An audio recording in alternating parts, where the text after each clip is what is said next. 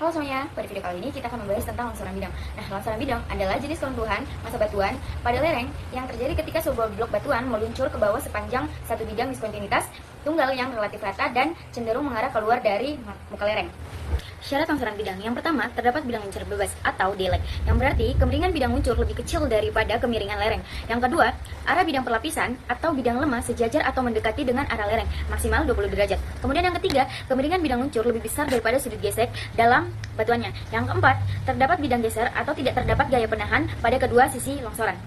Nah, pada gambar, teman-teman dapat melihat pada gambar sebelah kiri menunjukkan blok batuan yang meluncur ke bawah di sepanjang satu bidang luncur tunggal yang cenderung mengarah keluar lereng. Kemudian di kanan bawah menyajikan kriteria geometris agar longsoran terjadi, di mana kemiringan bidang luncur harus lebih curam daripada sudut gesek internal, tetapi lebih landai daripada kemiringan muka lereng.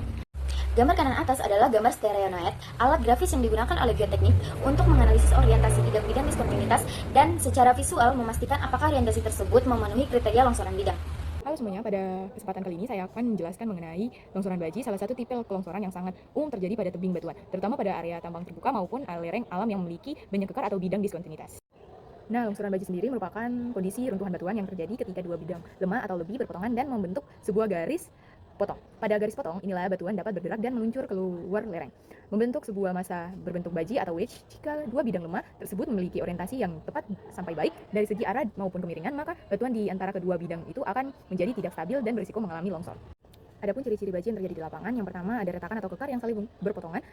Yang kedua, bidang gelincir yang jelas mengikuti garis perpotongan dua bidang. Yang ketiga, arah runtuhan yang mengikuti lintasan miring, bukan jatuh vertikal ataupun memblinding. Yang keempat, massa batuan runtuh dalam bentuk blok besar yang terjepit antara dua bidang. Ini menjadi indikasi bahwa struktur batuan dan orientasi bidang lemah sangat mempengaruhi kestabilisan lereng. Nah, pada kesempatan kali ini saya akan menjelaskan analisis geometri longsoran baji.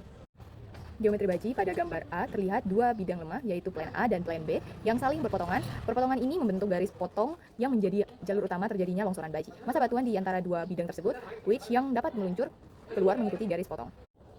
Gambar B, analisis stereonet, menunjukkan proyeksi kedua bidang ke dalam stereonet. Di sini ditampilkan posisi plan A, plan B, bidang lereng, serta garis perpotongannya. Panah direction sliding menunjukkan arah longsoran. Jika garis potong jatuh pada area yang mengarah keluar lereng, maka baji tersebut berpotensi runtuh. Gambar C yaitu hubungan sudut gesek dan kemiringan, menjelaskan bahwa pergeseran baji dipengaruhi oleh kemiringan garis potong dan sudut gesek dalam material. Jika kemiringan garis potong lebih besar dari sudut gesek, maka gaya gesek tidak mampu menahan baji dan longsor dapat terjadi. Gambar D, zona potensi longsor, memperlihatkan kembali posisi garis potong pada stereonet, namun dengan fokus pada zona arah gelincir. Jika garis potong berada dalam rentang arah tersebut, maka baji dikategorikan tidak stabil dan berpotensi meluncur, mengikuti arah gelincir. Jadi, gambar A sampai gambar D menjelaskan langkah-langkah analisis longsor baji, mulai dari geometri pembentukan baji, kemudian proyeksi stereografis, hingga penentuan stabilitas berdasarkan sudut gesek dan arah garis potong. Di sini saya akan menjelaskan tentang longsoran cungkiran. Longsoran cungkiran adalah salah satu jenis gerakan massa tanah atau batuan di mana massa batuan atau tanah bergerak dengan cara rubuh atau terbalik dari lereng yang curam atau tebing yang hampir vertikal. Karakter utama longsoran cungkir itu ada 5 macam, yaitu gerakan memutar atau terbalik, terus lereng curam, struktur batuan khas, dan material dan kecepatan. Secara singkat, longsoran cungkiran adalah gerakan batuan yang berdiri tegak yang kehilangan stabilitasnya dan roboh ke bawah.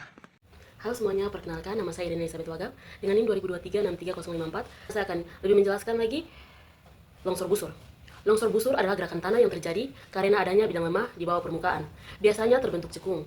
Ketika gaya mendorong lebih besar dari gaya penahan, massa tanah akan bergerak memutar atau rotasi ke arah bawah dan luar, sehingga permukaan longsor tampak melengkung seperti busur. Fenomena ini biasa ditandai dengan retakan terbentuk melengkung di atas lereng.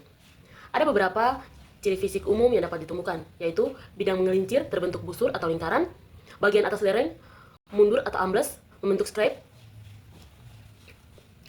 tubuh longsor terlihat menggegung di bagian bawah karena tanah terdorong keluar, terjadi pada material tanah lempung, tanah lapukan, atau batuan yang sudah wet-hard dan homogen. Perkenalkan, nama saya Puan Sipora Maharani Harimu, NIM 20246322. Di sini saya akan menjelaskan tentang longsoran kombinasi. Longsoran kombinasi atau longsoran kompleks merupakan bentuk ketidakstabilan lereng yang melibatkan dua atau lebih mekanisme longsoran yang terjadi secara bersamaan atau berurutan pada suatu lereng. Kondisi ini umumnya muncul pada lereng dengan karakteristik geologi yang heterogen seperti adanya perbedaan litologi, keberadaan bidang-bidang, diskontinuitas, serta struktur batuan yang saling berinteraksi. Contoh umum longsoran kompleks meliputi kombinasi antara longsoran bidang dan longsoran baji ataupun kombinasi antara longsoran bidang dan longsoran busur. Dalam mekanisme tersebut, pergerakan massa tanah atau batuan dapat dimulai dengan geseran pada suatu bidang, kemudian diikuti oleh rotasi blok, coupling, atau pergeseran baji tergantung orientasi dan kondisi struktur geologinya. Berbagai studi kasus yang menunjukkan bahwa longsoran kompleks sering terjadi pada lereng batuan dengan struktur berlapis atau tersesarkan di mana gaya pendorong dan gaya penahan bervariasi antara zona lereng. Bukti lapangan memperlihatkan bahwa lereng dengan kombinasi batuan keras dan tanah pelapukan atau dengan sistem rekahan yang tidak seragam cenderung mengalami ada pola kegagalan yang tidak tunggal. Oleh karena itu, analisis longsoran kompleks memerlukan pendekatan yang mempertimbangkan interaksi mekanisme, kondisi hidrologi, dan konfigurasi untuk struktur geologi untuk memperoleh pemahaman yang lebih akurat terhadap potensi kegagalan lereng. Hai, saya Dava Rendri Cahyono dengan NIM 2023630021. Kali ini saya akan menjelaskan cara menentukan posisi strike dan dip di Strionet dan juga kutub atau pole. Yang pertama, cara menentukan arah strike-nya yaitu contohnya jika strike 130 derajat. Strike adalah garis horizontal dari arah tersebut. Kemudian pada bagian luar Strionet tandai azimut strike-nya. Yang kedua, menentukan great circle atau bidang dan kutub atau pole.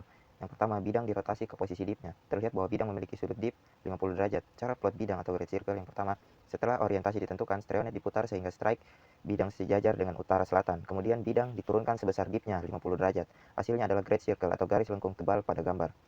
Selanjutnya ada pole atau kutub bidang. Pole adalah garis yang tegak lurus dengan bidang.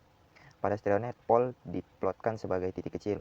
Pole selalu berada 90 derajat dari seluruh titik sepanjang great circle. Pada gambar terakhir, yaitu hasil akhir plot di Strionet. Great circle menunjukkan representasi bidang, pole X berada pada posisi 90 derajat dari bidang, dan arrow menunjukkan arah kemiringan atau dip direction. Menentukan sudut perpotongan baji di Strionet dilakukan dengan memplot dua bidang yang membentuk baji. Kedua bidang digambar sebagai lingkaran besar, lalu titik potongnya menunjukkan garis perpotongan baji. Dari titik inilah kita membaca arah atau trend dan plunge, yaitu arah keluarnya baji dari lereng. Untuk mencari besar sudut perpotongan, kita menggunakan pola dari masing-masing bidang dan mengukur jarak sudutnya di Strionet. Hasil pengukuran inilah yang menjadi sudut dihedral atau sudut baji. Jika garis plunge mengarah ke luar lereng dan sudut perpotongan besar biasanya lebih dari 45 derajat, maka baji berpotensi tidak stabil dan bisa longsor. Analisis ini sangat penting digunakan dalam geologi teknik untuk menilai kestabilan lereng, terowongan, dan struktur batuan. Dalam geologi struktur, sudut antara dua kekar dapat ditentukan dengan menggunakan kutub kekar, yaitu garis yang tegak lurus terhadap bidang kekar. Mengapa menggunakan kutub kekar? Karena sudut antara dua kutub sama dengan sudut antara dua bidang kekar, sehingga lebih mudah dibandingkan atau membandingkan bidang secara langsung. Untuk mendapatkan sudutnya, ada dua metode umum. Yang pertama, menggunakan Strionet. Caranya, plot bidang kekar pertama lalu tentukan kutubnya. Kemudian plot bidang kedua dan kutubnya. Setelah kedua kutub muncul di Strionet, jarak sudut di antara kedua titik nilai inilah yang menjadi besar sudut antara kekar. Metode kedua adalah perhitungan faktor 3D, yaitu dengan mengubah orientasi bidang menjadi faktor normal, lalu menggunakan rumus dot product untuk menghitung sudut antara kedua faktor tersebut. Hasil perhitungan ini penting untuk mengetahui apakah dua kekar termasuk dalam satu set, menganalisis pola deformasi, serta memahami arah tegasan yang bekerja pada batuan. Jadi, inti prosesnya adalah tentukan kutub plot atau hitung sudutnya lalu interpretasikan hubungannya. Dengan cara ini, kita bisa memahami pola kekar secara lebih akurat dalam studi geologi struktur. Terima kasih.